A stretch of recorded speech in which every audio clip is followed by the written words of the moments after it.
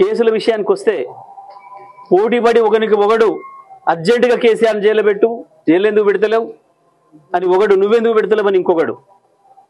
మీరు మీరు మీ అయ్యలు మీ తాతలు వచ్చినా కేసీఆర్ని జైల్లో పెట్టలేరు, ఈ పనికి మళ్ళీ కేసులతో ఆపలేరు.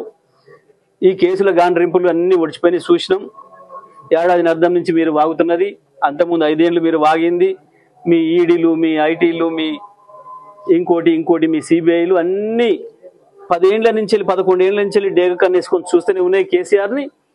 మీరు అందరు చూస్తుండగానే మీ కుట్రలన్నిటి తిప్పికొట్టే తెలంగాణను భారతదేశంలో నెంబర్ 1 రాష్ట్రంగా నిలిపిండు కేసీఆర్. మీ కేసులు ఏమి కూడా భయపెట్టలేవు. ఇప్పటికీ దాదాపు 3,500 పైగా కేసులు పెట్టిన టీఆర్ఎస్ పార్టీ కార్యకర్తల పైన, నాయకుల పైన, సోషల్ మీడియా యాక్టివిస్టుల పైన 3,500 పైన కేసులు పెట్టిండి ఇప్పటికి రేవంత్ రెడ్డి. అయినా ఈ కేసులు భయపెట్టలేవు, ఆపలేవు. మా ఎమ్మెల్యేలను కేసులు పెట్టినా, ఇంకొన్ని కేసులు పెట్టినా కేసులతో భయపడడానికి ఎవరు కూడా లేరు. ఇవి మమ్మల్ని ఆపలేవు.